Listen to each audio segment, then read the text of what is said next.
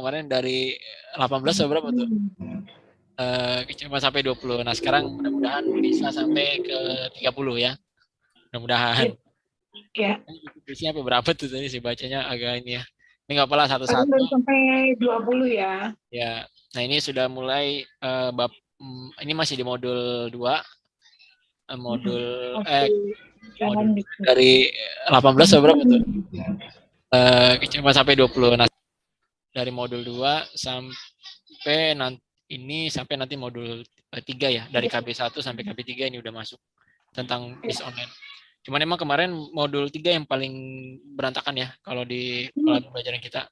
Sehingga kisi-kisinya itu dicarinya susah gitu, kecuali nyarinya di online dan sebagainya gitu. Di modul 3? Ya, yang modul 3 yang waktu Pak siapa ya waktu ngajarin? Lili. Iya. Habis itu nilainya juga jelek-jelek itu, Pak Lili. Jadi ngobrol ya. Kalau modul 2 kan dengan Bu Prof siapa? Prof Rati ya. Itu yang saya kasih Pak Imam itu modul 3 itu Pak Imam. Soal modul 3 itu. Oh iya. Soal sumatif. Kayaknya pengalaman Pak Imam daripada Dokter Lili. Enggak sama Bu. Dokter Lili tuh marketingnya kuat Bu Neneng. Saya habis di bablas. Marketingnya kuat. Dia bisa. Tapi maaf ya, bukannya apa-apa. Tapi pada saat pembahasan nggak terlalu inian ya. Ini live loh. Teknologinya kuat Bu. Ini live itu. Nah Bu Neneng, dia karena keder yang waktu itu modulnya dia ngomong berantakan dan Pak Imam ngomong, iya itu kayaknya ada yang live loh. Ini live loh Pak Lili loh. Langsung down kemarin Pak Lili tuh. Ada yang denger loh.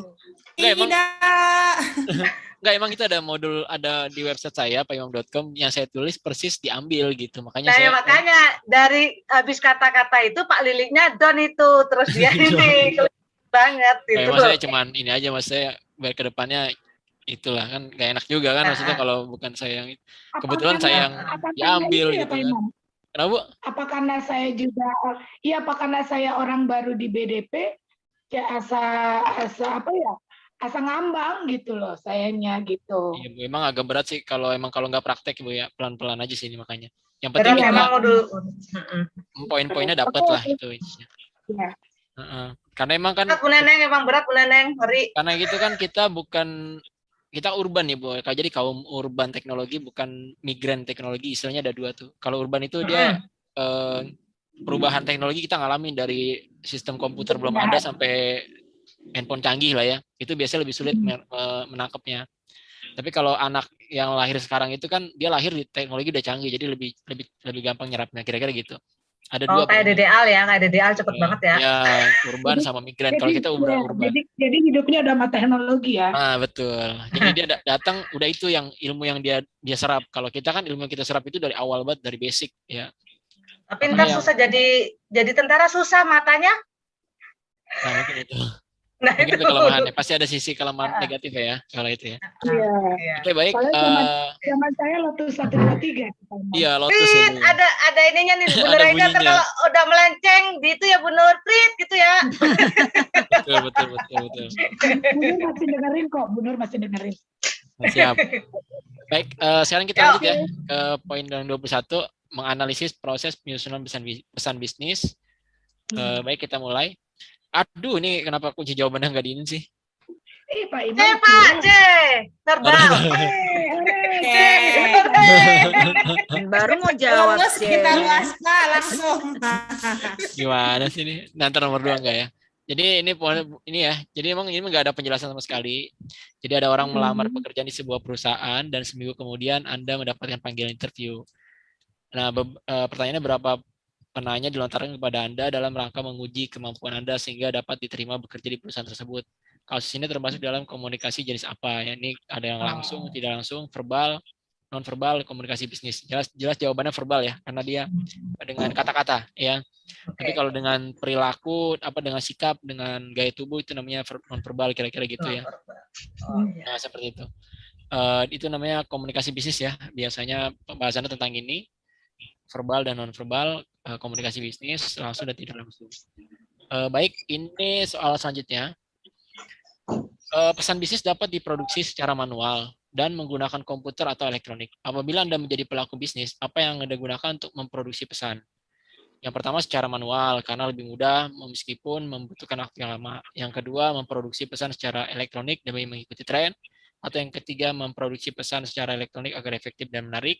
Yang keempat memproduksi pesan secara manual dan elektronik agar lebih bervariasi. Atau E memproduksi pesan secara manual supaya lebih natural. C. Yang mana Bu? C. Kira-kira C. C. Kunci Antara dulu C ya. dan D. Antara C dan D ya. Kira-kira jawabannya apa ya Bu? Nah ini ternyata ada di buku ya. Saya ambil. Jadi menarik ya. Jadi ini bagaimana desain yang menarik dan efektif menjadi sasaran penting dalam memproduksi pesan. Jadi efektif dan menarik ya. Itu Jadi kuncinya. yang C kan? Jadi yang C ya.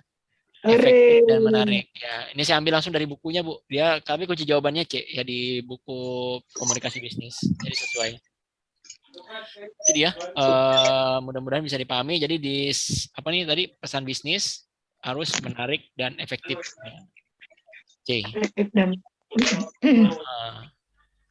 Dalam menulis sebuah pesan, tahapan yang pertama yang harus dilakukan adalah membuat pesan yang akan disampaikan kepada audiens, memberikan semua ide yang ada di pikiran dalam bentuk tulisan atau tulisan, memberikan semua ide, menentukan objek apa yang akan disampaikan atau dikomunikasikan kepada audiens, menambahkan pesan yang kurang atau belum lengkap, atau E, menyimpulkan segala seluruh isi pesan. Jawabannya apa Bu kira-kira ini? B. Memberikan semua ide pesan. Tahap Cepet pertama banget ya. pada bacanya. Tahap pertama ya. Nah ini ada gambaran sedikit. Ini kan tahap pertama ya. Ada 3 tahapan. Ini mungkin jawaban yang di buku ini, apa yang di modul dengan ini agak berbeda. Tapi ini pengetahuan aja ya Ibu ya. Jadi dalam menulis pesan itu ada 3. Yang pertama adalah tahap perencanaan. Yang kedua adalah pengorganisasian. Yang ketiga adalah revisi. Ya. Jadi 3 tahapan itu, perencanaan, pengorganisasian, dan revisi. Ya Bu. Kalau perencanaan itu adalah penentuan tujuan, menganalisis audiens, menentukan ide pokok, memilih alur media dan sebagainya. Kalau pengorganisasian itu meliputi pengorganisasian pesan dan memformulasi pesan. Yang terakhir adalah revisi, mengedit pesan, menulis ulang pesan, perbaikan. Jawabannya di buku itu C ya Bu. Menentukan objek apa yang disampaikan dan dikomunikasikan kepada audiens. Masuk ke penentuan tujuannya. Pertama ya, menentukan objek apa yang disampaikan. Mungkin ini kalau saya lihat yang ditangkap penulis itu audiensnya ya, tujuan dan audiensnya ya, gitu kira-kira ya Bu. Kalau yang pengorganisasian itu kan pesannya, lebih ke pesannya. Tapi kalau revisi itu lebih ke mengedit, mengulang pesan ya kayak gitu. Mungkin itu aja yang dipahami oleh kita ya dalam menulis sebuah pesan. Ya. Ada 3 ya, ingat-ingat aja. Perencanaan, pengorganisasian pesan, dan tahap revisi. Nah, itu dia. Lanjut. Di bawah ini, yang bukan tujuan umum dari komunikasi bisnis adalah, nah ini yang bukan ya. Yang pertama, memberikan informasi yang berkaitan dengan dunia bisnis kepada pihak lain. Yang kedua, memberikan persuasi. Yang ketiga, melakukan kerjasama atau kolaborasi. Yang keempat, informing. Pengelompokan yang kelima adalah pengelompokan ide dapat disajikan secara logis. Kira-kira jawabannya itu apa? Informasi ya Pak? Informing, informasi. Model apa? Bentuknya informasi, informing. Kayak bentuk gitu ya Bu. Kalau persuasi Pak? Persuasi. Kecuali Eko ya Bu ya. Kira-kira ya ini udah pasti. Bener yang A ya kayaknya ya. Bukan kayaknya nih, bener nih. Memberikan informasi pasti, komunikasi bisnis. Memberikan persuasi. Kalau saya lihat di buku, tujuan umum komunikasi bisnis itu hanya 3. Informasi, persuasi, sama kolaborasi. Informing itu sama kayak memberikan informasi, ini sebenarnya sama Bu. Ya.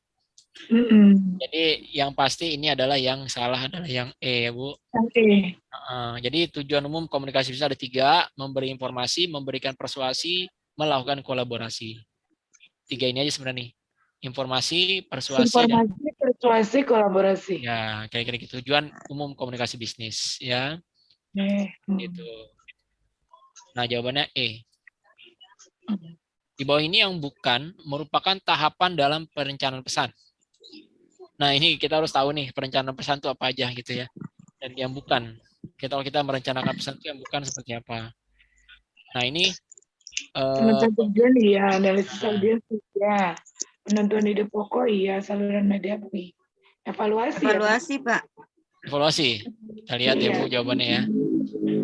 Yang bukan merupakan perencanaan ya Bu ya, perencanaan pesan. Apakah pesan perlu dievaluasi? Evaluasi kan penilaian. Penilaian. Bukan perencanaan ya Bu ya. 1 sampai ini 4 jawabannya itu kan betul ya Bu ya. Itu nih perencanaan. Jadi Lulus Bu Neneng sama Bu.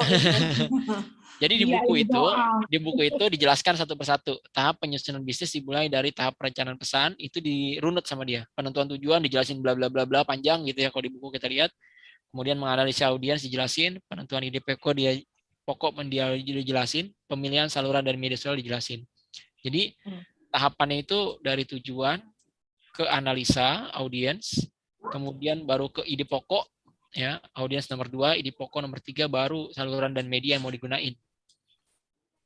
Ya gitu ya Bu ya. Jadi tahapannya itu kira-kira kalau mau ngomong ke seminar gitu, kira-kira tujuan kita apa ya di situ ya, pesertanya datang mau ngapain ya gitu. Terus audiensnya itu kira-kira siapa yang datang ini, apakah dia kalangan pejabat atau dan sebagainya gitu. Kemudian baru kita bisa menentukan ide pokok. Kalau kalangan atas yang disampaikan seperti apa, kalangan menengah seperti apa, bawah seperti apa, baru media yang cocok apa ya gitu. Kira-kira gitulah kalau gambaran praktiknya gitu ya. Jadi jawabannya adalah yang E ya. Evaluasi. Nah, evaluasi ya. Mudah-mudahan bisa dipahami ya Bu, bisa diingat-ingat, bisa dipahami. Kalau nggak ingat saya kemarin saya bilang nonton aja di YouTube, kecepatannya 2 gitu ya, dengerin lagi. Biasanya kalau yang pertama itu skimming aja, yang kedua biasanya lebih cepat gitu ya, dicepetin, yang ketiga diingat-ingat terus. Lanjut. Menganalisis fungsi media sosial ya, kita masuk ke nomor poin 22. Media digital, media Menganalisis fungsi media digital, media sosial, media visual, dan dalam bisnis ya.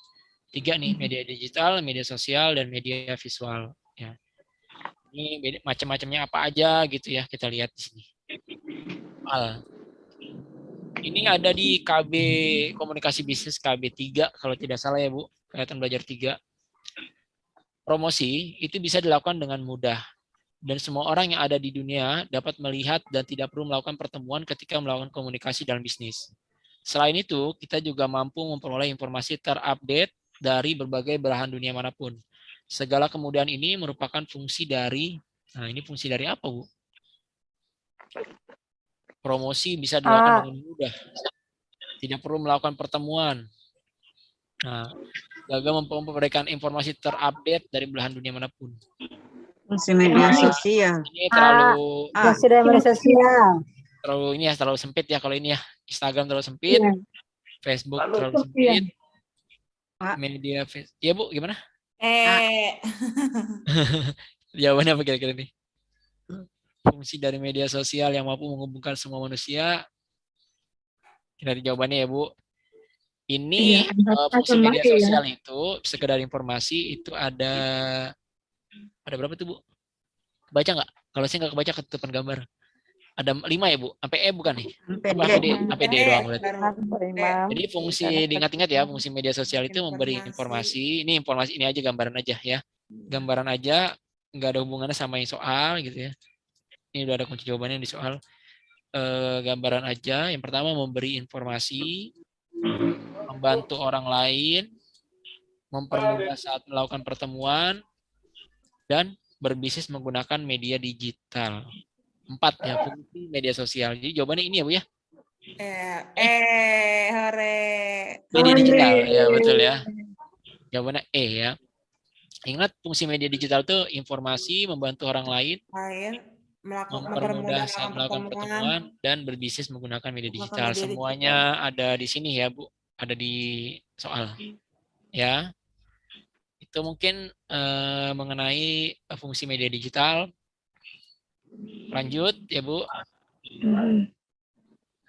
Di era digital sekarang ini, survei terdapat satu pelanggan mengenai brand ya yang diminati ataupun produk yang banyak dicari. Bukan itu saja, semua data penting tentang pelanggan dapat diperoleh dengan sangat mudah Hal ini dapat dilakukan dengan, nah ini, bagaimana semua data penting tentang pelanggan dapat diperoleh dengan sangat mudah. C. Yang pertama, Itu ada tinggal yang kita survei ya. C apa nih, Bu? C. C ya. C ya, kita kunci dulu ya jawabannya apa kira-kira. Saya dapat di ini kan jawabannya adalah D. Menggunakan media sosial karena lebih praktis. Ini ada penjelasannya nggak ya? Oh, iya. Nggak ada. Ini dari buku ya, saya ambil ya. Kenapa ini jawabannya D kira-kira ya, Bu? Digital, di era digital kuncinya. Di era digital. Kalau mungkin di media sosial itu kan suka ada Ini karena mengenai pelanggan media sosial Bisa ada kali ya. pelanggannya juga. Ada pelanggannya juga. Ini agak Iya, agak biasanya ini sih gitu saya juga Ada bisa ada menemukan sih. kuncinya. Nah, Bu, Bisa ada kunci. Di era ada digital itu. Itu era digital itu loh cluenya. Iya, di era digital itu Era punya. digital. Berarti menggunakan Media sosial pasti. Ya Bu Neneng ya. Dikaitkan sama brand ya. Beda.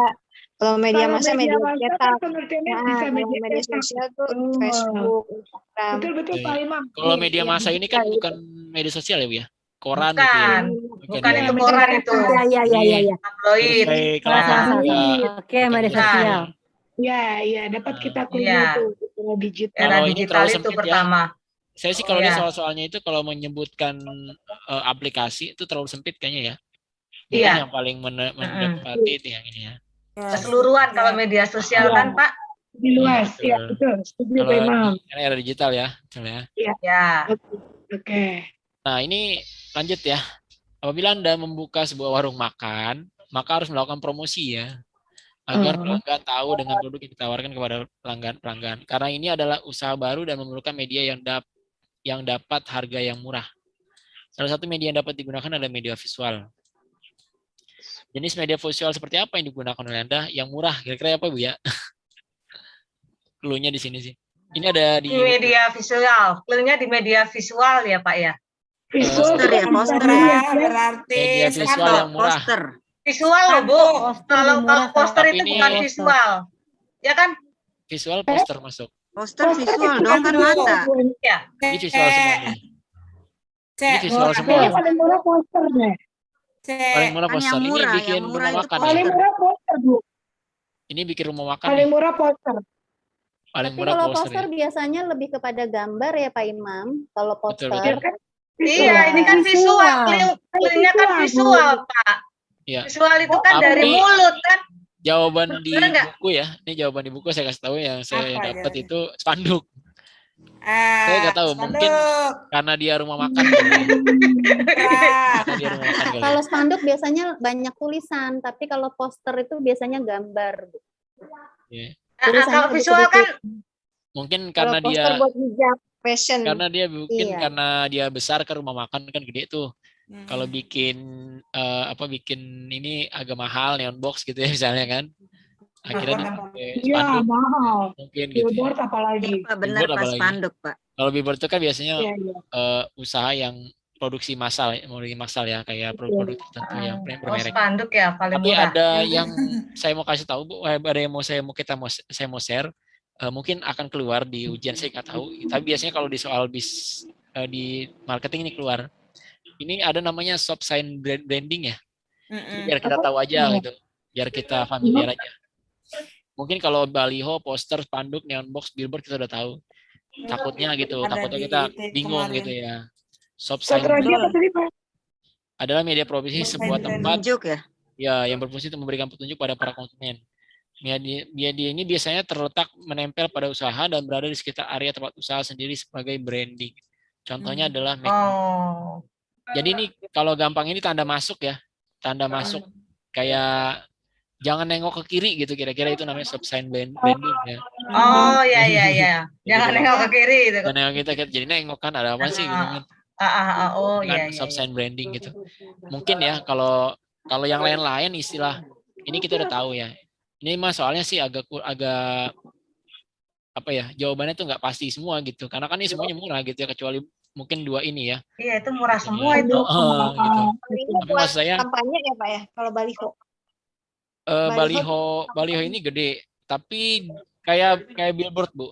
baliho itu kayak billboard ya. Cuman biasanya kalau baliho itu kan potret ya. Kalau spanduk itu biasanya landscape panjang. Ya. Jadi kalau Panjang. Baliho itu kayak banner nggak, Pak?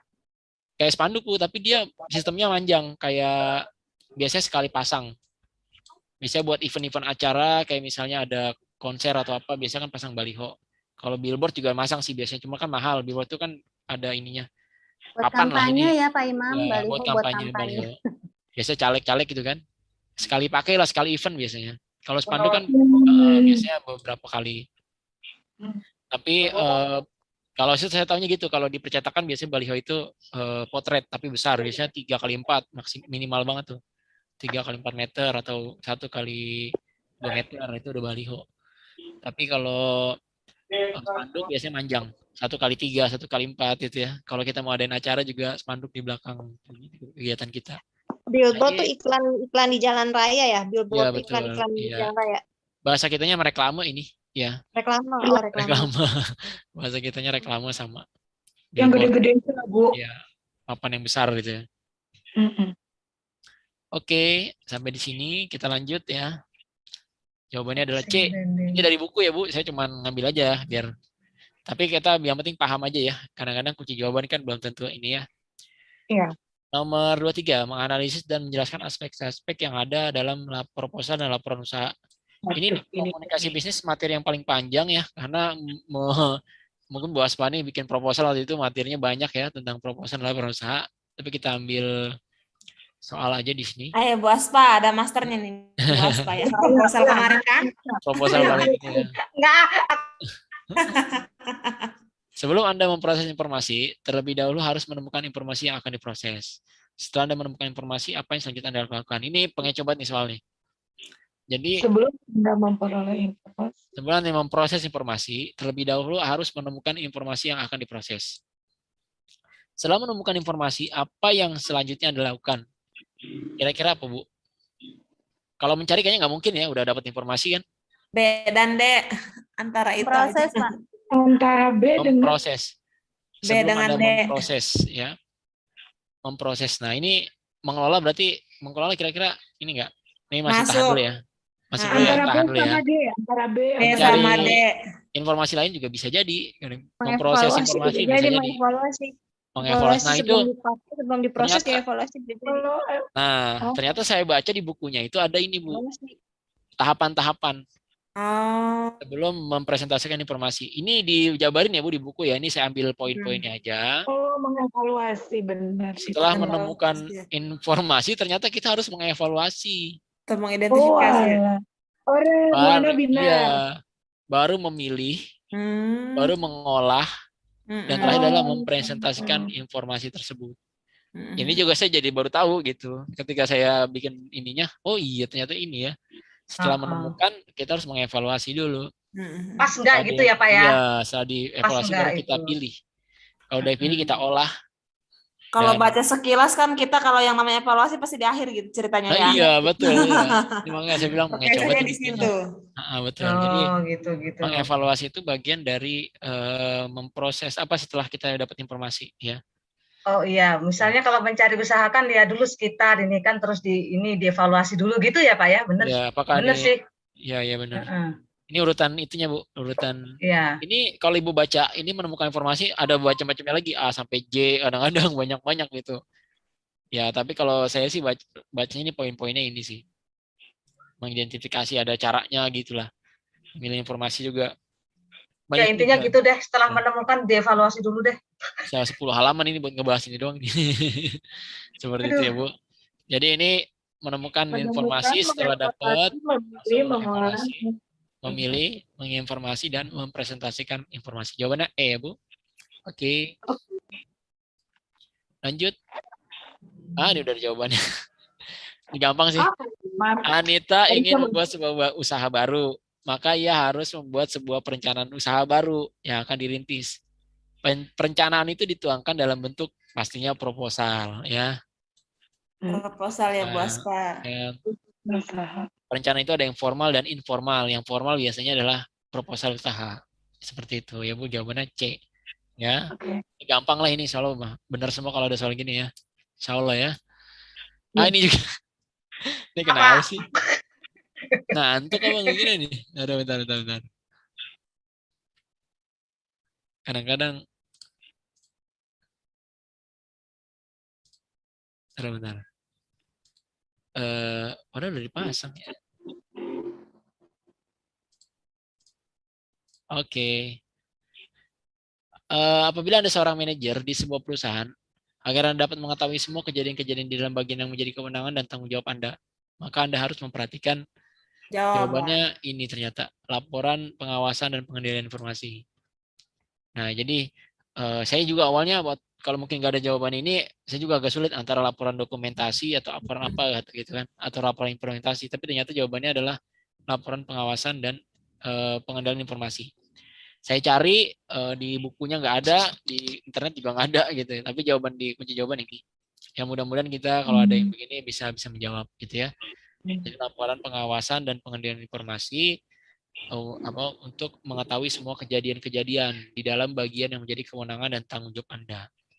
Ya seperti itu. Oke. Oh, itu kata kuncinya tuh Pak Imam tadi, kejadian-kejadian. Ya, kejadian-kejadian di bagian. Biasanya sih kartu kendali ya kalau di sistem apa tuh? Sistem apa sih dulu ISO itu yang bisa kartu kendali gitu ya. Kalau di toilet itu biasanya ada daftar checklist gitu ya. Mungkin gitu kali ya, laporan pengawasan dan pengendalian. Kalau di Alfamart, Indomart itu ada daftar checklist buat mengecek suhu misalnya di mana kulkas gitu ya. Ada yang busuk atau enggak, itu kan dicek-cekin tuh. Dia ada daftar checklistnya dia. Kayak gitu. Jawabannya A. Seperti itu ya, Bu. Lanjut. Apabila Anda menulis sebuah laporan, kemudian mengurutkannya dari yang lebih prioritas kepada yang tidak prioritas. Berdasarkan hal ini, maka termasuk ke dalam tahap apa menyusun isi proposal yang mana gitu. Maka termasuk ke dalam tahap menyusun isi proposal, isi laporan yang mana gitu. Nah ini ada ternyata ada urutannya gitu. Berdasarkan tingkat pentingnya ada prioritas. yang jawab lain nggak? Prioritas. Ayo bos Pak. Ada yang prioritas. Apa jawabannya? Ini yang tidak dari prioritas sampai ke tidak terlalu prioritas. Ini ya jawabannya benar C. Iya, tapi kita lihat di sini mengenai membuat laporan itu ada teorinya nih. Nah, siapa tahu nanti keluar. Saya juga nggak tahu kan. Jadi tahap dalam membuat isi laporan itu terdiri dari yang pertama membuat topik. Ya. Kalau mau bilang laporan pertama membuat topik. Yang kedua adalah menyusun urutan peristiwa. Yang ketiga adalah mendeskripsikan lokasi. Yang keempat menjelaskan suatu proses. Yang kelima menyusun tingkat pentingnya. Nah yang tadi. Yang keenam menyusun tingkat prioritas. Yang kedua adalah menyusun sumber yang digunakan. Dan 8 adalah pemecahan masalah. Banyak ribet juga ya. Tapi ini tahapan dalam pembuatan isi laporan. Topik, menyusun urutan peristiwa, mendeskripsikan lokasi, menjelaskan suatu proses. Ada Bu Eka ya? Ada emang? Alhamdulillah. Bu Eka. Gimana kabar Bu Eka? Sama. Turut berduka cita ya. Ya Bu Eka nih. Mudah-mudahan bisa segera recovery Bu Eka ya. Sehat-sehat Bu Eka ya. Semangat. Harusnya Bu Eka yang mengisi karena beliau lagi berduka jadi saya yang gantiin gitu. Ya Bu Eka ya. Mudah-mudahan cepat semangat lagi. Bisa aja Pak Imam. Beneran. Yang semangat biasanya update tuh Bu Eka. Saya makan. Bu Eka aja. Jadi ini ya Bu ada 7 ya. Ada 8 ya. Sorry ada 8. Sekedar informasi aja. Gak usah diapalin Bu. Pusing kepala kita Bu. Kayak gitu ya. Jawabannya C. Lanjut nomor 24. Menjelaskan tujuan presentasi bisnis di lingkungan sosial media. Nah ini udah masuk sosial media nih. Jam berapa ya? 8:30. Nah ini. Salah satu faktor penentu keberhasilan presentasi di samping materi dan media yang digunakan juga faktor keterampilan praktis presentasi, yakni ini keterampilan praktis presentasi. Nah, kira-kira jawabannya apa Bu? Menggunakan OHP. A, B, C, D. Kan keterampilan praktis. Menggunakan OHP. Keterampilan tata Yang bahasa. coba yang kali ya. Yang A kali ya. BCD Yang benar, A kali Pak. ya. Sampai Yang A praktis. kali ya. Ini udah ada jawabannya. Eh. Jawaban ini ternyata ada Yang E urutan, Bu. bukan. Bukan ya, kira-kira ya. Kita kunci dulu ya. Ya, Tahu apa nih? Yang E ya. A. C. B, C, D benar. B, C, D benar. CD benar, Pak. Atau E. Kita lihat ya. Salah A. satu faktor penentu keberhasilan presentasi. Nah, ini ada Bu, ada teorinya ternyata. Nah, Praktis presentasi. faktor keterampilan praktis presentasi itu ada cara berpakaian, pandangan mata, ekspresi wajah, sikap tubuh, Betul. Berarti B, suara, C, dan bahasa. Jadi A ya. yang A. Jawaban apa nih? Hore, benar. Ore. A, Bu. A. A, tata bahasa masuk di mana, Bu? Bahasa ya. Terus Itu bahasa. ekspresi wajah ya. Kita lihat. Jawabannya A, ya betul ya. Jadi Salah lagi saya. Pak, salahnya sekarang, jangan salah pas ujian, ya kan? Amin. Jadi faktor keterampilan praktis presentasi. Nah ini. Harusnya ujiannya bisa live seperti ini ya, Bos Pak ya. Saya juga belum tentu ini sih, ini juga dijelasin satu-satu, tapi ini saya rangkum. Jadi cara berpakaian, cara pandang mata, ekspresi wajah, sikap tubuh, suara dan bahasa. Ini trainer banget ini ya biasanya ya. Kalau trainer ngisi-ngisi itu ini nih pakem ya. Ini matanya yang tambah min, apa aku yang ngantuk ya? Kalau ngantuk gitu. Malah Bu, kalau belajar itu kalau ngantuk katanya ilmunya gampang masuk, Bu. Soalnya lagi masuk ke beta tuh. Biasanya kalau di Bawah sadar ya. Iya. Bawah sadar ya, benar. Teman saya tukang tidur bisa ke Jepang, bisa kemana gitu. Kalau kuliah ngantuk aja kata dia. Tapi dengerin gitu. Benar. Masuk ilmunya di situ dia. Jadi kayak gitu ya. Ini ada 6 ya. Lanjut ya. Menjelaskan strategi untuk meningkatkan peluang bisnis dalam digital. Bisnis digital. Ini udah out-outan nih modulnya nih ya, tapi saya coba buatkan soal gitu ya. Kalau baca sendiri pusing lah pokoknya dah ya.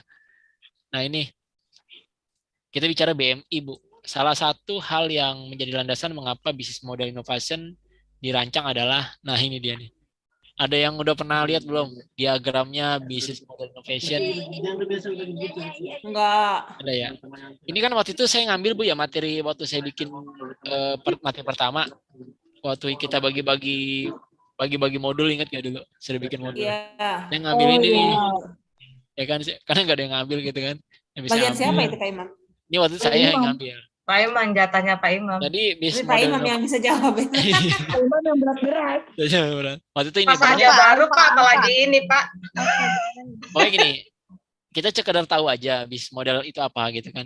Bisnis model innovation itu apa. Jadi dia itu awalnya sih sejarahnya itu dia melihat kok perusahaan-perusahaan besar itu bisa jadi bangkrut, kayak Kodak, kayak Fujifilm gitu. Kenapa sih dia bisa bangkrut gitu? Padahal kan dia perusahaan udah gede banget. Ada yang tahu sepatu Bata gitu ya. Kok Bata bisa bangkrut gitu? Perasaan bahkan ada sampai di Indonesia itu nama daerah ya, Kalibata ya. Itu kan kali yang dekat perusahaan Bata, jadi Kalibata.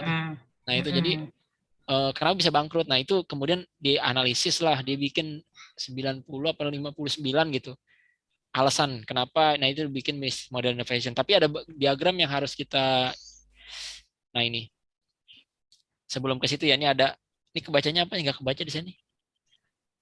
BMI dirancang untuk lebih cepat mendorong pertumbuhan. Dan pada saat yang sama meningkatkan nilai plus dalam pelayanan di mata pelanggan sehingga meningkatkan keunggulan daya saing. Jadi sebenarnya 3 Bu, pertumbuhan, nilai plus sama daya saing. Jadi bisnis model innovation itu pertumbuhan, nilai plus sama daya saing. Gitu sih kira-kira. Nah itu yang menjadi kunci kenapa adanya bisnis model innovation. Waktu itu sih yang dicontohin paling berhasil itu Apple ya. Apple itu ternyata nggak melakukan inovasi, tapi dia mencuri inovasi orang, tapi dia mampu membuat nilai plus di mata pelanggan. Gitu. Apple ya, tahu Apple ya, canggih banget itu. Sudah nggak beriklan, nggak inovasi gitu ya. Tapi dicari ya. Amati, tiru, modifikasi doang gitu. Cuman dia berhasil gitu. Jadi dia tumbuh, nilai plus sama unggul daya saingnya. 3 itu. Nah ini berarti jawabannya A ya? Jawabannya A, Bu. Nah, jawaban A. Tapi saya mau ngasih tahu. Nah, ini bagannya begini kira-kira ya. Nah, kenapa tadi saya bilang 3? Apa tadi? Keunggulannya? Pertumbuhan, nilai plus, Nilai plus. sama inovasi. Nah, ini ada gambar ini, Bu. Gambar ini. Jadi unggulnya itu unggul itu yang pertama nilai proposition. Yang kedua model revenue. Yang ketiga adalah operating model. Jadi sistem operasi modelnya, sistem operasi pendapatannya, sama informasi nilainya. Kalau saya sih ini nggak usah dilihat ya. Kalau saya sih kemarin sih nggak usah dilihat. Operating berarti biaya ya? Iya Bu. Jadi Anda punya perusahaan besar, Anda mau bertahan. Fokusnya ketiga ini kalau menurut bisnis model innovation gitu Bu. Kan nilai proposisi. Nilai, biaya, pendapatan. Nah, model pendapatan, biaya sama nilai gitu. Kalau di bisnis Canva model kan 9 tuh yang difokusin cost structure sama revenue constraint ya. Tapi kalau jadi kan yang paling bawah itu yang difokusin tuh Bu, kalau di apa tuh yang di model Canva ya, bisnis Canva model tuh kalau Ibu lihat di tabel kotak bawah itu yang difokus tuh. Yang 2 itu? Ya, yang paling bawah itu meningkatkan pendapatan sama meningkatkan mengatur biaya. Karena kalau biaya sudah bisa diatur, keuntungan bisa diraih gitu kira-kira Bu. Jadi ini kalau di bisnis model innovation itu cuma 3. Nilai produknya, proposisi nilai, revenue, pendapatan sama operasi. Apalagi gitu sih kalau saya gitu ya. Nah, ini caranya deliver value, create value, capture value, mengambil apa gitulah kira-kira ya Bu. Ini ada contoh-contohnya. Ini bagannya ya Bu. Kalau misalnya itu siapa tahu nanti kebagian ngajar begini udah bisa jelasin. Ya, ada bagan lagi Bu Ana. Kemarin kan sekarang ini. Pokoknya inget-inget 3 aja Bu Aspa udah. Jangan Tanpa saja nggak hafal-hafal. Diingat aja, diulang-ulang, diingat, dah didengerin lagi kalau sempet ya, kalau sempet. Ingatnya kantor segmentasi aja. Yang pertama. Pokoknya kalau ada soal BMI jawabannya A aja ya, yang panjang. Belum tentu. Nilai plus aja. Pokoknya pertumbuhan dan nilai plus. Iya, pertumbuhan nilai plus. Satu lagi tadi apa Bu? Daya saing. Keunggulan, unggul. Pertumbuhan, nilai plus, dan daya inovasi. Tapi kalau bagannya, ini bagannya ya. Cara mencapai itu dengan cara ini. Inovasi, Bu. Daya saing. Ya, cara mencapai itu adalah dengan cara ini, kira-kira gitu ya. Value, pendapatan, sama operasi. Udah gitu aja. Ya, seperti itu. Lanjut. Di bawah ini, yang bukan keputusan yang berkaitan dengan bisnis model innovation mencakup hal-hal rencana bisnis adalah yang bukan ya Bu. Tadi apa aja tuh Bu? Udah lupa. Menyelaraskan tujuan ya Pak. Ini apa nih kira-kira? Menyelaraskan tujuan yang bukan. Yang bukan. Sasaran distribusi. Sasaran? Menyelaraskan tujuan. Menyelaraskan tujuan perusahaan. Kira-kira yang bukan keputusan yang berkaitan ini ada ternyata. Nah ini, menurut teorinya siapa nih? Kushner sama Gauli. Nah, Gauli ya. Jadi dia membagi ada 5 nih. Jadi keputusan yang berkaitan dengan bisnis model innovation itu ada 5. Yang pertama itu berkaitan sama ide. Yang kedua sumber daya utama. Yang ketiga target pelanggan. Terus selanjutnya adalah rencana distribusi. Iya, ada benar. Bagaimana produk dan jasa ditawarkan. Hebat, benar lulus. Ya Allah. Masya Allah. Luar biasa nih. Bisa dikasih tahu ya bener aku ya. Jawaban ini ya. Meneruskan tujuan. Biar nggak ngantuk bener. Ya. B, sumber daya utama, target pelanggan, rencana sasaran distribusi. Ya, ini ya. Ini ada di buku nih. Ya, ada di buku. Baca aja kalau misalnya itu ada. Ini saya coba rangkum ya. Ya Allah, dirangkum aja masih banyak. Nah ini agak dirangkum banyak ya. Apalagi nggak dirangkum ya. Yang paling banyak sih kayaknya keluar di bisnis modality yang ini ya. Yang ini Bu, yang bisnis to consumer B2C sekarang. Saya kalau ngeliat ini puyeng B2C, C2B. Nah, ini Iya, nanti benar. Nggak ngerti. mudah-mudahan Aduh, Bu Nur setelah aja kita- puyeng apalagi saya ya. Iya. mudah-mudahan setelah ini nggak pusing ya, Bu. Mudah-mudahan ya. Amin, Jadi saya amin. KBBI soal semuanya dari sini. Kita lihat ya. Amin. Jadi ada 7 Oke. model e-commerce itu. Ada B2B, ada business to consumer, B2B. B2B, business to business. Ada business to consumer, Business to customer, Customer to customer to customer. customer, customer to Oke. business, business, business to government, B2B. government to business, sama government to citizen. untuk citizen. Ini sebenarnya Ayo siapa yang hafal? Pokoknya ada 4 aja. ini yang Bisnis. ini nih yang business to government, government to citizen nih, ini biasanya nih kayak Jaki nih ya. Kalau di Jakarta tuh lagi dikembangin tuh Jaki, Klut ya gitu-gitulah. Tapi kita coba dibahas di soal ya. Soalnya mudah-mudahan bisa dipahami. Nah, ini dia. Business to business. Business to B2B business. adalah ya, B2B adalah segala pembelian dan perdagangan melalui elektronik, produk dan jasa agar dikerjakan kepada antar perusahaan. Ini kata-katanya saya ambil begitu Bu ya pokoknya ya. Ini definisinya B2B ya, segala pembelian dan perdagangan melalui elektronik, produk dan jasa agar dikerjakan kepada antar Antar perusahaan. perusahaan. Produsen dan pedagang tradisional biasanya penggunaan jenis elektronik commerce ini. Di bawah ini merupakan contoh implementasi dari B2B adalah, nah, contoh ya, contoh penerapan B2B. Jadi B2B itu perdagangan elektronik, tadi ya, business to To business. business. Ya, contohnya apa kira-kira ya? Bisa jawab nggak? Tidak. Jadi jawabannya Alibaba. ya? Alibaba. Alibaba itu. Karena Tokopedia, Lazada tuh sama, ya enggak? Jawabannya apa nih? Nah, itu udah bisa jawab Alibaba. ya. Alibaba. Alibaba. Kenapa Alibaba? Karena Alibaba itu bisnis to bisnis. Orang yang beli di Alibaba rata-rata dijual lagi. Karena kalau di Alibaba itu ada pembelian minimal 200, 300, 100 gitu ya. Jadi biasa dijual lagi. Nah, tapi kalau mau beli eceran gimana? Di Cina itu kalau mau beli eceran biasanya di AliExpress. Bau-bau gitu ya. Kalau belajar tuh ya di Cina itu kan ada macam-macam tuh toko online. Ada AliExpress, bau-bau dan sebagainya macam-macam tuh ya. Nah, Alibaba itu dari biasa- mana, Pak? Dari Cina, Bu. Oh, Cina. Itu punyanya siapa namanya pemiliknya? Dia jadi ahli ekonomi digital Indonesia tuh direkrut di pemerintahan Indonesia, Jack Ma. Nah, ini Alibaba ini unik, Bu. Jadi Jack Ma itu kampung kayak kecamatan gitu ya, yang kerjanya petani, terus dikasih modal produk gitu, Bu. Dikasih modal alat-alat produksi, dia akhirnya ini, Bu. Berubah jadi pengusaha ekspor impor, itu ekspor barang ke luar negeri, ke seluruh dunia, mengalahkan Amazon ya. Jadi kerennya Jack Ma itu ngerubah para petani itu jadi pengusaha gitu. Makanya produk-produk Cina itu masuk ke kita itu asal jadi gitu ya. Kalau kita lihat ya kayak gitu. Jadi sebenarnya mereka itu nggak dilatih, nggak apa, cuman otodidak gitu. Satu kecamatan lah kalau misalnya di Jakarta itu mungkin kecamatan Kebonjeruk gitu misalnya ya. Dari petani tiba-tiba jadi pebisnis. Nah, biasanya bisnis di Indonesia B2B ada nggak? Kalau Ibu cek blibli.com itu ada B2B-nya dia.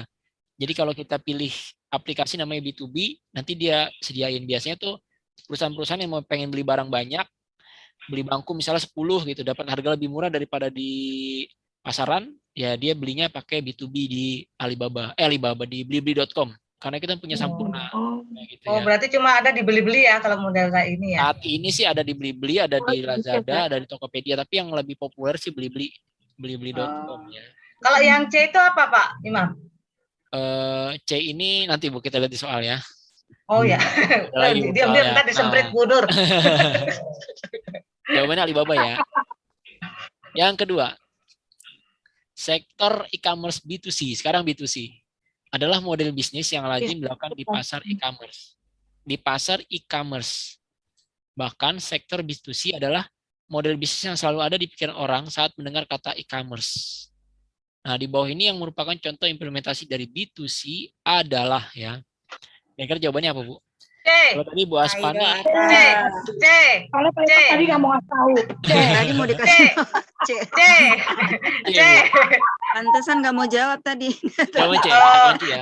Enggak, kalau di logika, kalau di logika kan Tokopedia sama Lazada sama. Alibaba Oh, udah iya. buat tadi kan Kalau- gitu.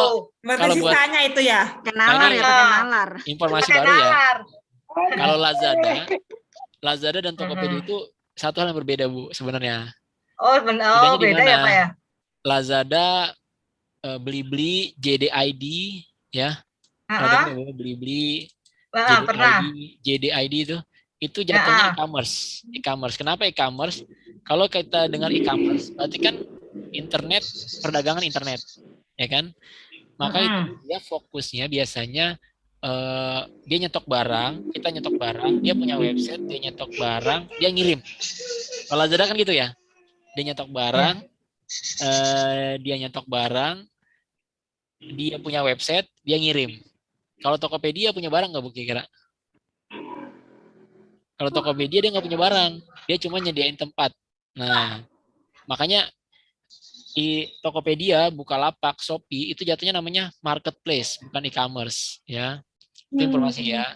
Jadi kalau Tokopedia, Bukalapak, Shopee itu jatuhnya marketplace. Kalau Lazada, Blibli, JDID itu jatuhnya e-commerce. Kenapa begitu? Karena jadi kalau di list Lazada itu bersaingnya nggak ke Tokopedia, dia bersaingnya ke sini nih, Blibli sama JDID. Kalau aku Aku laku itu kan pinjaman online, Bu. kan ada penjualannya ini juga Pak. Tapi kan dia basisnya kredit kan? Enggak, ada cash juga. Ada cash juga ya? Tahu saya Ada sih cash aku juga. laku itu jatuhnya pinjaman online ya, setahu saya sih. Tapi ada Jadi- penjualan ini juga. Ada Cash tapi juga. biasanya dia pakai aplikasi lain. Biasanya e-commerce, belinya di mana gitu ya. Kalau setahu Enggak. saya gitu. Enggak juga ya? Mungkin Enggak udah juga, berubah Pak. kali ya. Jadi sama kayak ini. Jadi Sama. kembali lagi ke situ ya, e-commerce dan nanti saya jelasin aku laku juga. Itu kan bacanya kalau saya sih, kalau aku laku itu setahu saya saingannya sama Kredivo. Kayak gitu, beda tempat gitu ya. Oh. Iya, jadi dia kesaingannya ke Kredivo, aku laku, apalagi ya. Pokoknya ada tuh Indonesia. Tapi kalau Tokopedia itu dia biasanya Tokopedia Bukalapak, Shopee itu kan dia nggak jual barang. Dia nyediain tempat aja. Kalau mau jualan silakan ke Oh tempat saya. iya. Tapi kalau Shopee Lazada menyediakan tempat. ya gitu. Maka dia disebutnya marketplace, tempat berjualan, marketplace gitu. Oh iya. Jawabannya Iya. itu, Iya. jawabannya itu ini udah jelas adalah Lazada. Ya, Bu. Tapi definisi B2C, business to consumer itu biasanya identik sama e-commerce ya, Bu. Ingat-ingat aja. B2C itu identik sama e-commerce. Bikin toko, stok barang, ngirim. Makanya Lazada ada Lex. Blibli punya orang sendiri yang nganter. JDID punya ini, pengantar sendiri, ya kan? Iya. JDID itu ada. JDID itu punya Alibaba. Ada karena orang banyak ketipu di Lazada. Bukan ketipu, istilahnya barangnya tampilannya oke, cakep, tapi pas datang jelek gitu, nggak ori gitu ya. Makanya JDID muncul. Kalau JDID bagus-bagus ya. Nah, harus ori gitu, kira-kira begitu lah. Walaupun saya nggak tahu ya, saya nggak pernah beli sih. Tapi katanya sih kalau JDID ori. Iya, kalau Nah, Lazada emang orang bagus-bagus Pak. Lazada juga punya bukan pesaingnya, dia ada juga marketplace yang e-commerce yang sistemnya kecil tuh kayak Zalora yang khusus baju. Nah itu khusus. Kalau Zalora itu e-commerce yang khusus apa sih istilahnya ya? Kayak gitu lah.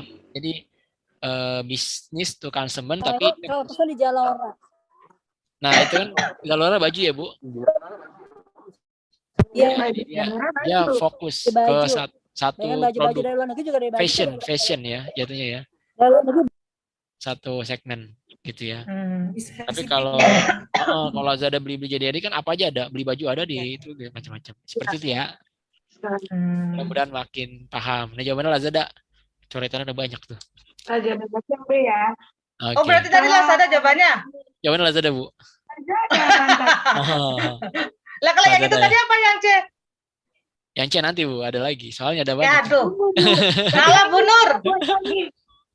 Bingung deh. Mungkin ini Bu Asma nih, mungkin. Mungkin. Tadi capek Elektronik, wah iya foto, elektronik foto. Halo. Lucu nih semua nih. Main tebak-tebakan. Jenis electronic e-commerce agar di antara seluruh transaksi elektronik produk dan jasa antar pembeli. Nah, ini disebutnya marketplace biasanya antar pembeli. Dulu awalnya ada Kaskus nggak bertahan. Jawabannya apa nih? Tokopedia. Tokopedia, Shopee, Bukalapak itu konsumen to konsumen. Saya ada barang nggak dipakai di rumah, saya mau jual, saya taruh aja di Tokopedia, ada yang beli, ya silakan gitu. Saya konsumen, saya sebenarnya mungkin pakai barang itu gitu. Saya udah bosan, saya mau jual bisa gitu. Kayak gitu ya. Iman, jadi tadi bedanya kalau marketplace itu tidak punya stok barang. Betul. Kalau e-commerce Lazada punya stok barang karena dia produksi sendiri. Betul, punya gudang di Pulau Gadung, gede, ya gitu ya. Lazada punya gudang stok barang karena produksi sendiri, tapi kalau marketplace cuma punya tempatnya, nggak punya stok barang. Betul. Menyediakan tempat. Ya, menyediakan tempat. Betul, dia kan dulu awal-awal Lazada itu nggak semuanya di stok, Bu. Dia ngambil dari Alibaba pernah juga. Pernah nggak kita beli barang suruh nunggu pre-order. Dulu pre-order orang nggak paham tuh. Saya pernah beli barang 2 bulan baru nyampe. Dan saya sabar nunggunya gitu. Waktu awal-awal bisnis online ada tuh. Lazada doang kan dulu kan. Lazada kan cuma di Asia Tenggara. Indonesia, Vietnam, Filipina, Malaysia kalau nggak salah. Itu Lazada tuh. Makanya, tapi sekarang Lazada udah punya Alibaba, Bu. Udah punya Alibaba gitu. Ya, jadi Alibaba ini guritanya udah kemana-mana nih. Ke Tokopedia juga udah masuk dia, Bu. Mantap. Nah, makanya Tokopedia, Gojek sama itu kan udah bukan punya Indonesia, kan punya Singapura.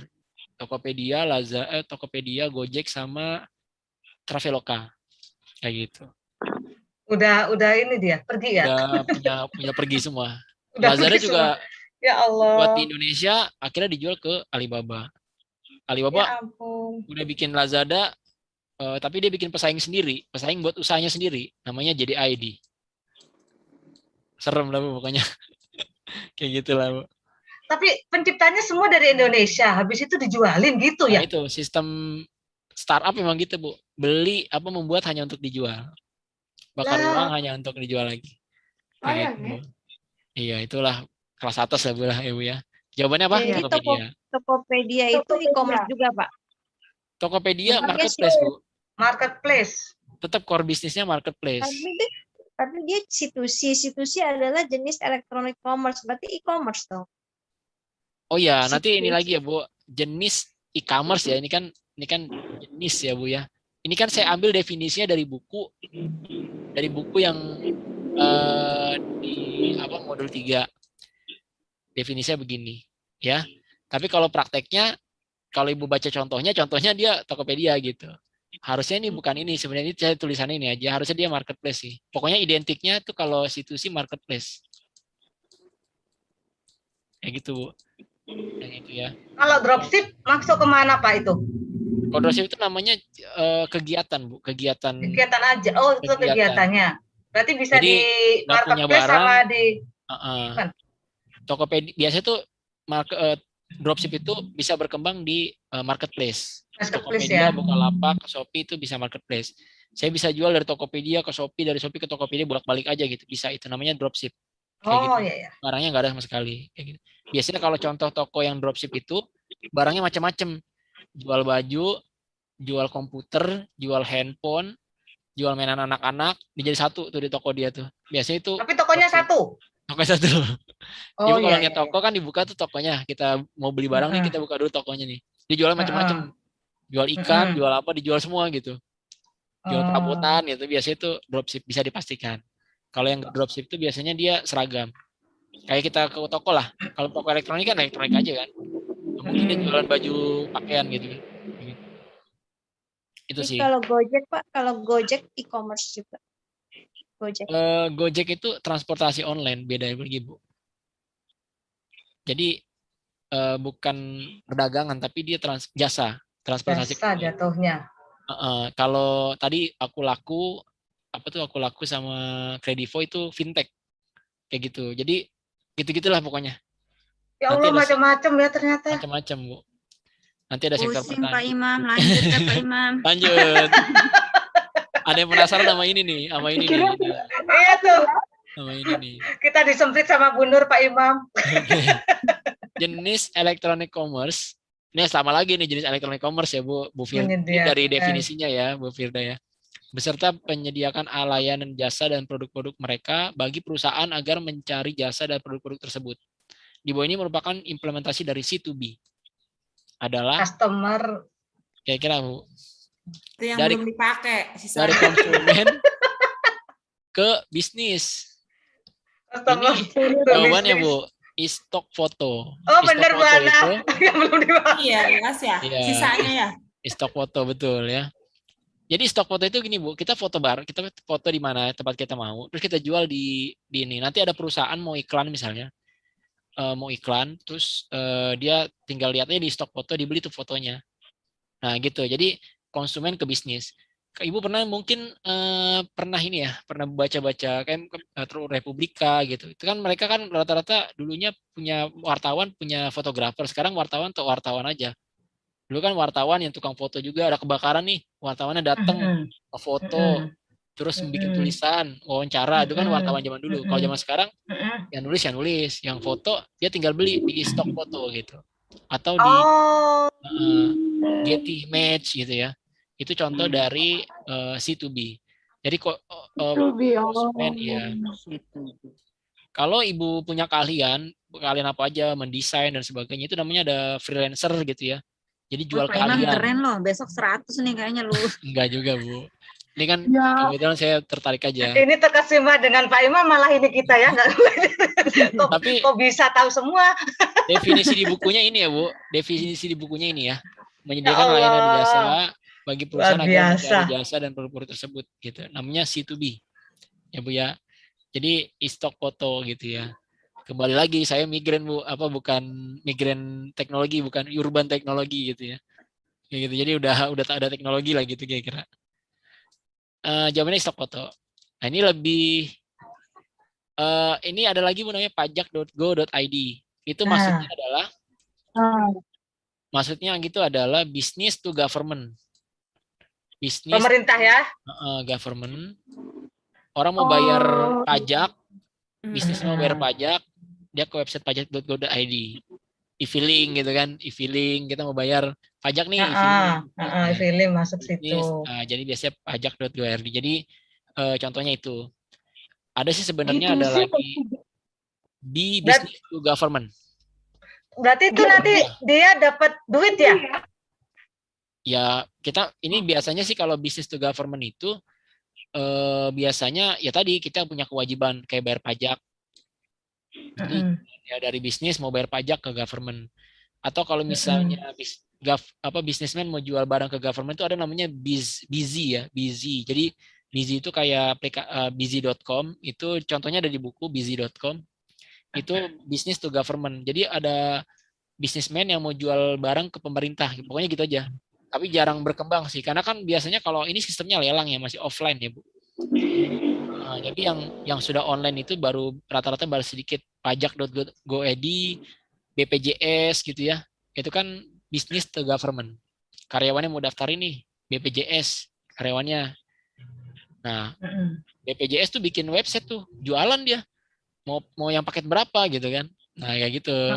Nah, jadi business to government. Berarti kan setiap kita ngeklik di webnya itu kan dia dapat duit kan Pak? Enggak? Dapat kan? Enggak kayak gitu sistemnya, beda lagi. Kalau yang beda lagi. Ngeklik dapat uang itu tergantung yang dikliknya Bu. Biasanya kalau berita kan dia jatuhnya iklan yang dilihat gitu ya. Kalau YouTube iklan yang muncul gitu. Itu biasanya dapat uangnya dari situ. Itu namanya ngumpulin istilahnya itu AdSense ya, AdSense gitu terkenalnya sih. Jadi AdSense itu yang mengumpul AdSense gitu ya, iklan di setiap tampilan orang yang lihat gitu kira-kira gitu. Itu nggak masuk ke dalam pembahasan ini, itu beda lagi. Kayak gitu ya. Lanjut Pak. Itu ya. Mudah-mudahan itu topik yang yang B2C, B2B dan sebagainya. Mudah-mudahan itu udah ini ya. Kalau misalnya muncul. Diapalin ya. Diapalin. Alibaba tadi apa? Alibaba B2B. B2B. Ya. Terus Tokopedia apa Tokopedia? Tokopedia. C2C.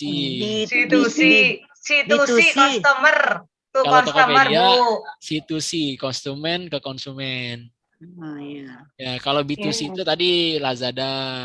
B2C. Itu Oh, sih Lazada. Lazada. Iya, iya, iya. Kalau B2B tadi apa B2B? Alibaba contohnya. Alibaba. Jadi Iya. beli barang buat dijual lagi. Iya. Nah, kalau ini contohnya C2B gitu. C2B. B2B. Konsumen ke bisnis. Kayak baru belajar huruf. Saya juga lihat, aduh, Aduh. materinya padahal menurut saya bagus, tapi karena ya itu ya. Iya benar, harus pemahaman ya. Nah ini juga nih, kan saya bilang paling banyak keluar B2C. Nanti diingetin aja B2C itu contohnya tadi kan Lazada gitu ya. Nah ini. Ya. B2C. Di bawah ini, yang bukan tipe-tipe atau karakteristik dari B2C adalah, nah ini. Jadi tipe-tipe karakteristik dari B2C itu ada 4, Bu. Yang bukan kira-kira apa, Bu? Nah, ini daripada pusing. Ya, jadi ada 4 karakteristik. Itu ada di kisi-kisi. Karakteristik tipe-tipe B2C itu ada tuh. Nah, itu dibagi jawabannya adalah E, Bu. Kenapa jawabannya E? Kira-kira gitu ya. Kita salah, Bu Ana. Ternyata Lulus berarti ya. tipe-tipe karakteristik B2C itu ada 4, Bu. Ada 4. 1, 2, 3, 4. Nah, yang pertama itu penjualan langsung. Penjualan langsung itu kita udah tahu lah, gampang ya. Itu biasanya kayak tadi Tokopedia. Itu penjualan langsung. Atau kayak Kaskus dulu, zaman dulu. Di Facebook juga bisa gitu ya. Dari bisnis ke konsumen. Penjualan langsung. Nah, kalau perantara online itu kayak tadi Expedia, Trivago, Etsy. Pernah lihat, dengar Trivago nggak, Bu? Ini apa nih, Bu? Nggak pernah, Pak. Pernah dengar tapi lupa, Pak. Trivago itu kayak ini juga sih, kayak Traveloka lah. Tapi dia kayak buat nginep hotel gitu. Iya. Buat nginep di hotel. Iya, pernah dengar ya. Jadi kalau mau nginep di Kalau Red hotel, Doors itu gimana Pak Imam? Doors termasuk Red Doors ya. Red Doors, Oyo Hotel tuh. Oyo ya. Oyo ya. Nah, itu perantara, dia cuma perantara. Perantara online, Bu. Jadi kalau tipenya itu maksudnya perantara online. B2C yang perantara online. Tadi ya. Iya. Oyo, dia nggak punya usahanya itu. Trivago juga sama. Travelnya punya orang. Transportasinya punya orang. Hotelnya punya orang. Dia Jadi cuma namanya jasa. doang ya? Namanya Berarti doang. namanya doang. Jasa ya, Pak? Jatuhnya ya? Jatuhnya jasa bukan? Jasa penghubung aja, Bu. Jasa penghubung ya? Ya. Traveloka juga masuk ke sini kayaknya nih. Traveloka. Kalau beli apa ya? Peggy. Masuk ke sini. Pegi. Ya. Peggy ya. Pegi, Bu ya. Traveloka ya. Oh, bacanya pegi ya. Pegi. Ya gitulah pokoknya. Kita Yang nggak kedua, pergi hari ini. Berbasis iklan. Jadi tipe B2C, bisnis ke konsumen yang berbasis iklan itu ya kalau di Indonesia Tribun News, apalagi Tribun News, Grid, Republika, Kompas, Detik itu namanya ini. Kalau Detik sendiri kan itu unik ya, Bu ya, dia nggak punya majalah. Kalau dulu kan kalau Republika ada kantornya, ada ininya ya. Kalau Detik itu kan awal mulai emang benar-benar online, dia nggak ada majalahnya gitu kan. Pernah lihat nggak majalah atau koran Detik kan nggak ada gitu kan. Itu benar-benar situs yang high traffic. Ini biasanya banyak banget clickbait-nya. Atau satu berita benar tapi dijadiin 10 atau dijadiin 20 gitu.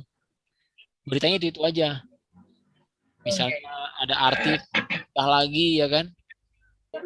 Nikah lagi. Beritanya itu aja, semua artis nikah lagi. Cuman ini alasan kenapa menikah. Ini. Tujuannya apa? Situsnya supaya high traffic. Pengunjungnya banyak. Iklannya jadi banyak. Yang dibaca orang akhirnya atau diklik orang, akhirnya pendapatannya jadi tinggi. Ada yang berbasis komunitas. Facebook. Business to consumer. Adidas, Nike, handphone misalnya kayak handphone Xiaomi itu masih beriklan di situs Facebook karena dia termasuk karakteristik berbasis komunitas. Nyerangnya di mana? Di fanpage ya, atau fanpage ya, Bu ya. Kalau Facebook kan pakainya fanpage ya. Nah itu biasanya dengan fanpage itu dia bisa beriklan ke banyak ini ya. Jadi bisnis to consumer. Ada berbasis satu lagi ada 5 ada 5 ya. 1 2 3 4 5 berbasis biaya. Ini Netflix, contohnya Netflix. Bisnis to consumer tapi Netflix. Netflix itu apa sih dia?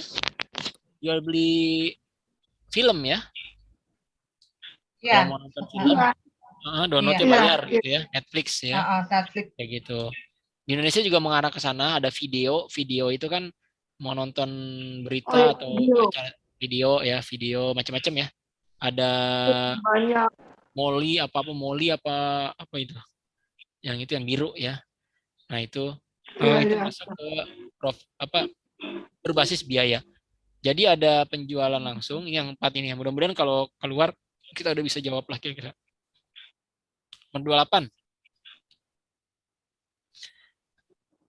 Nah, ini satu soal aja. Sistem komunikasi bisnis antar pelaku bisnis dengan konsumen untuk memenuhi kebutuhan tertentu pada saat tertentu disebut kata kuncinya bisnis dengan konsumen. B2C. B2C ya. Gimana gampang sekali ya, udah ngerti berarti nih ya, B2C ya. Coba begini semua, Pak. Coba begini semua ya. Enak kan? Ini saya cari nggak ada ini lain. Jadi saya bikin soalnya gampang aja nih B2C ya. Artinya Ibu udah paham. Mudah-mudahan nanti kalau itu bisa jawab ya.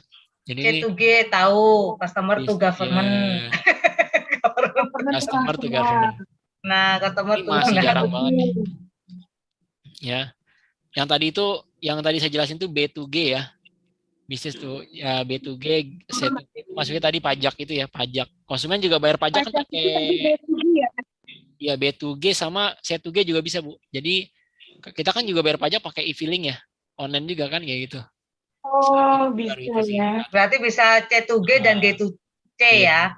Tapi sih kalau di luar negeri itu biasanya pemerintah di luar itu kan pemerintahnya buka lelang gitu ya secara online. Nah, usaha-usaha yang punya bisnis mau jual di pemerintah, dia akan nawarin gitu, kayak nawarin secara online. Biasanya di luar tuh kayak gitu. Di Indonesia sih udah mulai sih, kalau saya di Jakarta udah mulai sih, kayak sistem e-kas. Kalau pegadaian kan mulai itu apa masuknya? Pegadaian apa, Bu? Ya kan dia suka kalau di Instagram saya suka muncul tuh Pak Imam tuh pegadaian. Masuknya kemana itu? Kalau pegadaian kan usaha, ini kan sebenarnya gini Bu, di Indonesia itu pegadaian hanya boleh, kalau di aturan ya Bu ya, pegadaian itu hanya boleh pegadaian itu hanya boleh dilakukan oleh pemerintah. Jadi kegiatan bisnis yang berupa menggadai itu hanya boleh dilakukan pemerintah. Itu ada aturannya. Makanya kalau Ibu lihat ada gadai-gadai itu yang gede-gede itu sebenarnya nggak boleh Bu. Karena pegadaian itu hanya khusus pemerintah, karena itu kan tujuannya untuk membantu masyarakat ya, yang sedang benar-benar kesulitan gitu. Berarti itu ilegal dong Pak ya? Tapi kan ada yang legal ya, maksudnya yang sebenarnya yang awal itu gimana tuh Pak? Kalau pegadaian itu jatuhnya dia sebenarnya ke ini Bu, bisa jadi ke filantropi, jadi menolong ya, istilahnya itu menolong tujuannya. Jadi pegadaian itu harusnya di negara ideal itu, kalau kayak di Filipina itu, saya pernah belajar itu dia ini khusus menolong. Namanya orang kelaparan, dia cuma punya kipas angin misalnya, itu kan digadai bisa gitu, atau panci doang ya. Kasih masalah gitu. Tanpa masalah Bu. Gitu. Awalnya kan itu pemerintah. Kasih masalah. Harusnya. Tapi sering berjalan ke sini. Beriklan ya Pak Imam. Sekarang jadi dia beriklan. Iya, sekarang dia jadi bisnis juga gitu. Jadi kalau kita kebudayaan kita kena bisnis juga gitu, biaya macam-macam lah ya. Iya, betul. Nah, kalau yang gadai itu kenapa masih bertahan? Karena dia punya, kalau nggak salah punya Erick Thohir ya. Ini dia ada lingkup bisnisnya, ada lingkup kekuasaannya lah gitu kira-kira ya. Jadi harusnya kalau di aturan itu ada sih aturannya kalau nggak salah, kalau cek pegadaian itu hanya boleh dijalankan oleh pemerintah. Makanya rata-rata yang gadai-gadai pinggir jalan itu biasanya jatuhnya dia koperasi sebenarnya, koperasi simpan pinjam. Makanya bunganya gede banget tuh kalau misalnya coba aja harian lagi bunganya kayak gitu ya. Jadi jawabannya ini gampang ya, B2C ya. Nah, ini ada gambaran ya Bu ya. Tadi saya bilang B2C itu semua dikelola sendiri. B2C itu dari online-nya, pemesanan, pembayaran, ekspedisi, delivery, ke customer, semuanya ya. Jadi kalau Bu Firda tadi bilang bedanya sama marketplace ya ini. Kalau online store itu dia ngelola semua tuh, B2C itu konsumennya dikelola sendiri, online store-nya dikelola sendiri, pesanannya dikelola sendiri, payment-nya dikelola sendiri, pengirimannya dikelola sendiri, kalau delivery-nya dikelola sendiri. Nah gitu.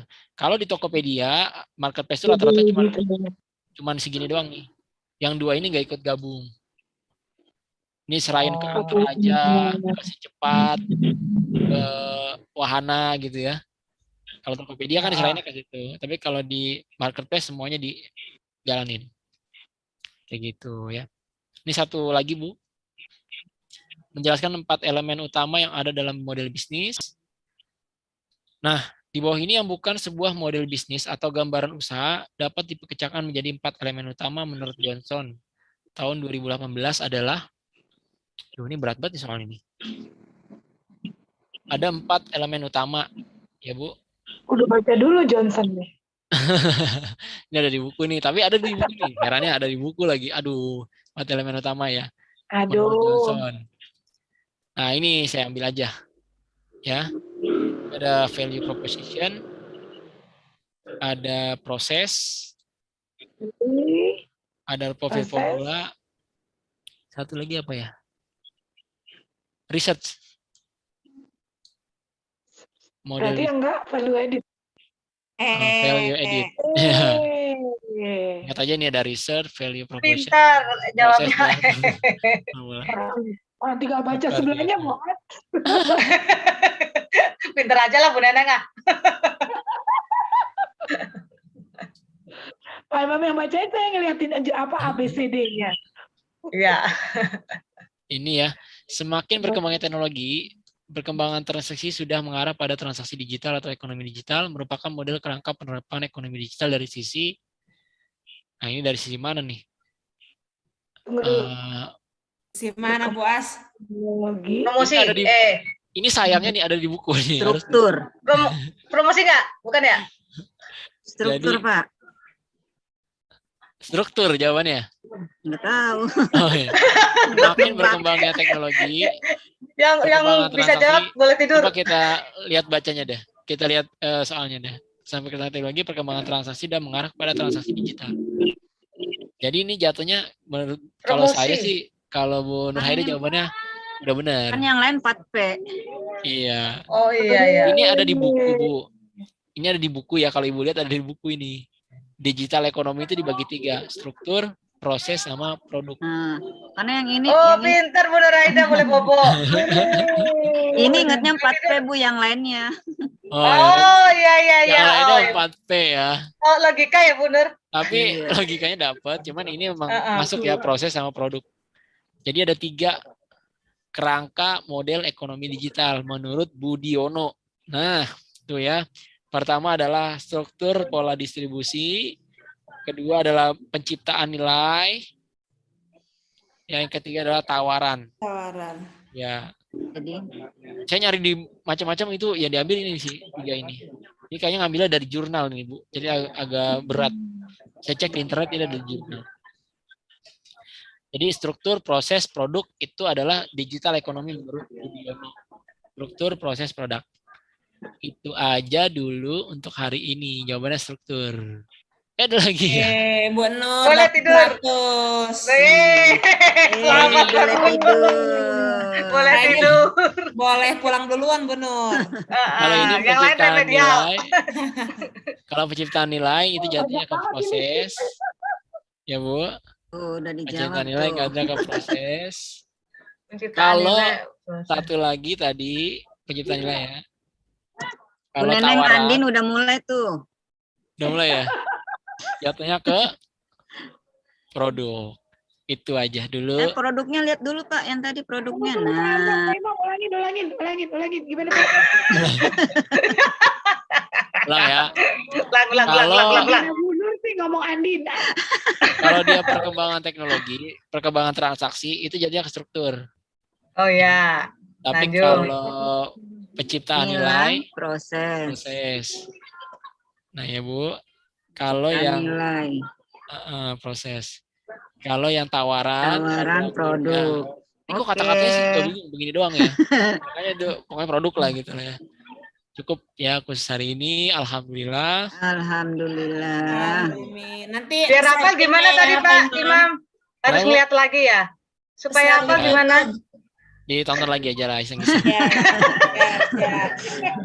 Saya udah ini. Yang penting